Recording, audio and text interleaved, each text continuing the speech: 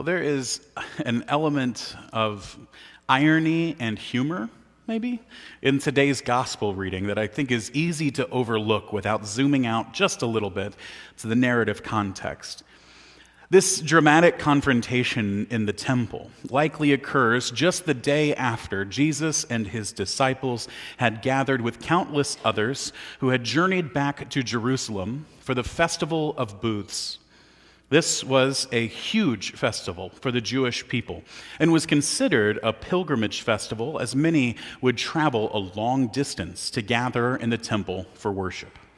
The Festival of Booths celebrated the God who delivered the Israelites from the wilderness of exile, guiding them with a pillar of cloud by day and a pillar of fire by night, as we heard in our first reading.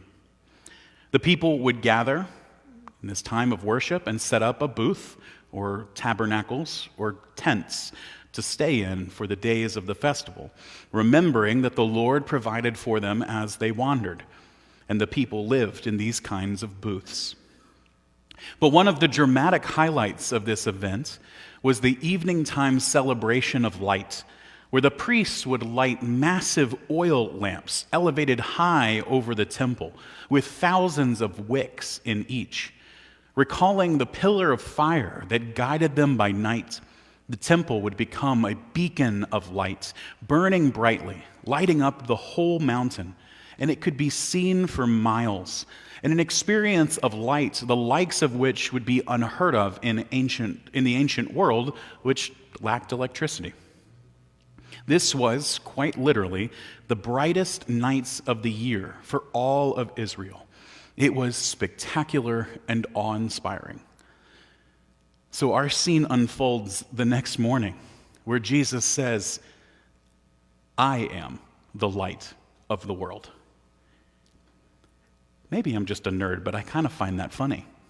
Yeah, I saw all your big lights, but actually, I'm the light. This juxtaposition of the temple lights and Jesus' "I am" statement here comes with some incredulity and irony. It would be like Jesus going to the Olympics and the day after the closing ceremony saying, "I am the torch. I am the true gold." Or Jesus going to a birthday party and saying, "I am the cake and you are the ice cream." Jesus standing on the sidelines of a JMU football game saying, "Nice touchdown, but I am the purple and gold streamers, the true joy of the Father's victory." Jesus stands on the heels of this breathtaking festival and claims, "I am the light of the world." And he's right. Jesus is the light, and his light does not diminish or trivialize any of what we do in worship in our service to God. It doesn't trivialize the worship that they had just experienced. But I hope that the light of Christ keeps all of our efforts in perspective. I often love to share these images that we shared today in the children's message about what the candles in this place of worship are, what they mean as they're eventually extinguished. The light is then carried out into the world by you. And the stained glass, how it uses light to tell a story. But the hope is that the story now shines in and through you. The light of the lamps at the Festival of Booths was spectacular, but Jesus is reminding us that the true light is a living and illuminating thing that shines with the light of truth. And just that same morning, Jesus has already been shining with the light of truth. I know that within the narrative lectionary, we always strive to move forward always with the storyline, the narrative arc of whatever we've been reading, but because we've gone a little bit off lectionary to do this dive into the "I am" statements of Jesus, we've bounced around a little bit. Fear not, we're back on track after this week, moving in narrative order forward. But in recent weeks, we've gone from John 4 to John 9 on Transfiguration Sunday, back to John 8 for Ash Wednesday, back to John 6, and now we're at John 8 again, but we're actually in the verses just before what we heard on Ash Wednesday, where Jesus, on that day, we heard him offer his statement, "I am he," or simply, "I am." But if you remember what we heard on Ash Wednesday, I shared with you that this whole confrontation in all of chapter 8 is set up by the Pharisees dragging a woman caught in adultery before Jesus to ask him if she should be stoned to death. In this moment, Jesus kneels and begins writing in the dirt and says, "Whomever among you is without sin may cast the first stone." One by one, the accusers leave. Stones drop on the ground. And when no one is left to condemn the woman, Jesus turns to her and speaks not words of condemnation, but words of mercy. "Neither do I condemn you. Go your way, and from now on, do not sin again." As I shared on Ash Wednesday, sin is not denied. It is named, but it is not allowed to have the final word. And immediately after this, with no exposition in between, it says, "Again, Jesus spoke to them, saying, 'I am the light of the world. Whoever follows me will never walk in darkness, but will have the light of life.'" I feel the irony and frustration in Jesus here as he makes this bold "I am" statement. All this light on the mountain, all this remembrance of a God who delivered you, all this talk of the mercy of God, and yet the light has somehow not found its way in you.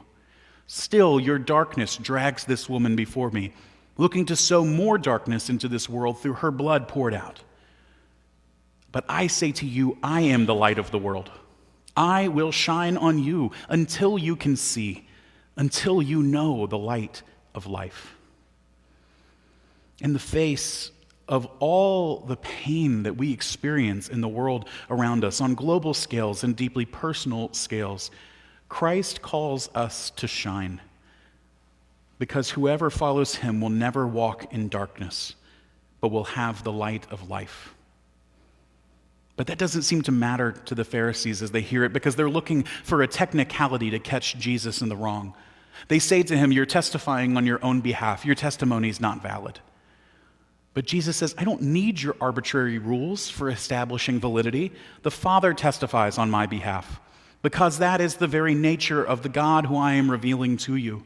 God is relationship. God's own being is defined by the relationship of Father, Son, and Holy Spirit.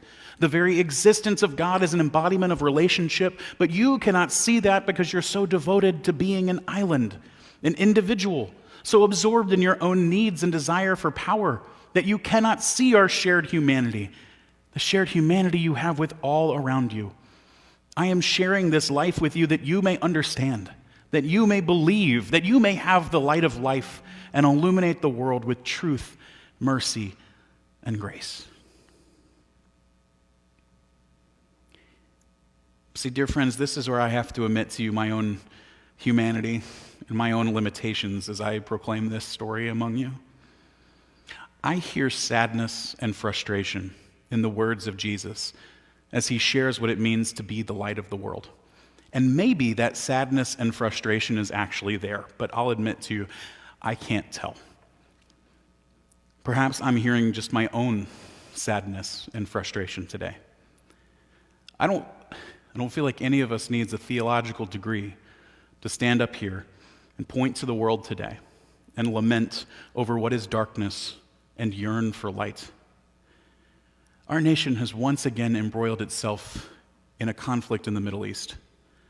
For the second time this year, our leaders have taken it upon themselves to eliminate the head of a sovereign nation. This is not to say the nations that we've attacked are beacons of light to the world, but we are only meeting darkness with darkness.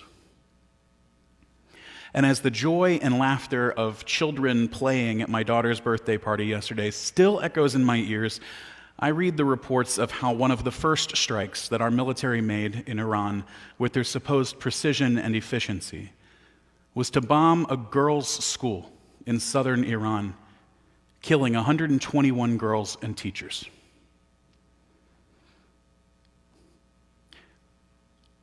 We can't pretend that we're a nation shining with the light of Christ while we snuff out the lights of another nation's future. I hear sadness and frustration in the words of Jesus as he shares what it means to be the light of the world, because I know that I feel sadness and frustration. I'm admitting to you the human heart behind my preaching today and the lenses of sorrow from which I read this text. But I do believe that Christ feels this way as his heart breaks for the pain across the world. And I look to Christ, who, when confronted with the hypocrisy, violence, and injustices of his own time, chose to shine with truth, mercy, and grace. It seems like such a small response right now, not knowing what to do in the shadow of all that has happened. I feel so small in the shadow of these geopolitical movements, and yet we are called to shine. I am the light of the world, Jesus says. Whoever follows me will never walk in darkness, but will have the light of life. So shine life. It may feel small, but I urge you to shine anyway, because all the darkness in the world cannot overcome the light of a single candle. Shine anyway. Our efforts in our own lives and our own spheres of influence may feel feebly small, but Jesus does not say, I am the light of the world, so just try really hard not to be darkness. He does not say, I am the light if you can manage to follow me perfectly. He says, I am the light of the world, full stop. Because when Jesus says this, he's not offering a metaphor meant only to inspire or comfort. He is revealing the identity of God. This is not just what Jesus does, it is who he is. The same God who spoke from the burning bush, who named himself simply I am, now stands in the flesh in the temple courts and says, that light you remember, that fire that guided your ancestors, that presence you trust to lead you through the wilderness and exile, that is me. Not a reflection of God, not a messenger pointing elsewhere. I am God with you, God for you, God standing between the stones and the woman, God refusing to let death have the final word. In Jesus, the light is no longer something we look up at or back toward in memory. It is someone who looks at us, walks with us, and shines precisely where the darkness feels most entrenched. Which means the light does not depend on our brilliance, our certainty, or our ability to fix what feels unfixable. The light does not flicker based on the headlines or the heaviness we carry, or the ways we sometimes fail to live up to our own hopes. The light shines because Christ is who Christ is. And that light finds us, not when the world is tidy, not when we are righteous enough, but right there in the dust, where stones have fallen from our hands and mercy has already been spoken. To follow Jesus, then, is not to pretend that darkness isn't real. It is to trust that it does not get the final word. It is to walk, sometimes trembling, sometimes unsure, but always accompanied, carrying a light that was never ours to manufacture. A light that names sin without letting it define us. A light that exposes cruelty so it can be healed. A light that refuses to let death or violence or indifference or despair be mistaken for truth. A light that illuminates injustice and evil so that it may be known, but more urgently illuminates the joy of the Lord and the goodness of creation. So yes, shine life. Shine mercy when condemnation feels easier.